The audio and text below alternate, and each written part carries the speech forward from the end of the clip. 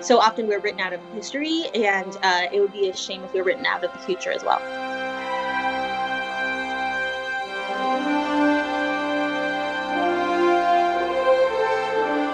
It was important for me to wear the hijab with the cosplay because hijab, religious traditions, personal choice, that's not separate from Star Trek, and that's not separate from fandom. In Star Trek, there's conversations about things like abortion, there's conversations about things like drug addiction, alcohol addiction, diversity, race. Who I feel like I have to conform in a world, in a universe that makes room for infinite diversity. Why leave part of myself behind when I could embrace who I am and maybe inspire others in the process?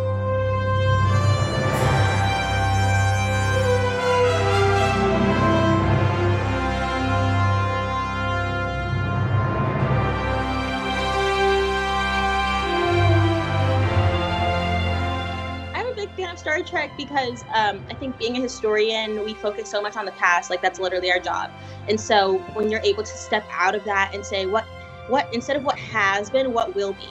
And looking at sci-fi and fantasy is a really exciting way to do that. And Star Trek does it in a unique way where it says, hey, religious minorities exist, different aliens exist, Black people exist, queer people exist. And that's really exciting because so often we're written out of history, and it would be a shame if we were written out of the future as well.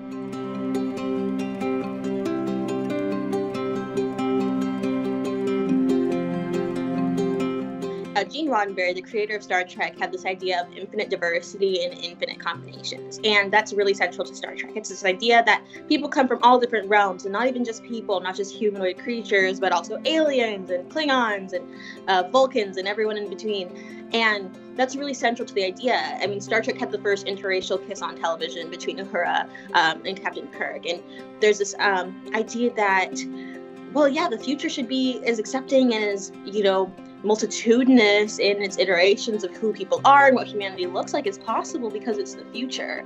And we always try to think about the past being more harmful and more oppressive than the present. That's not always the case, but I think when you look at Star Trek, it really gives us the opportunity to say, no, we are going to have a future where everyone's included.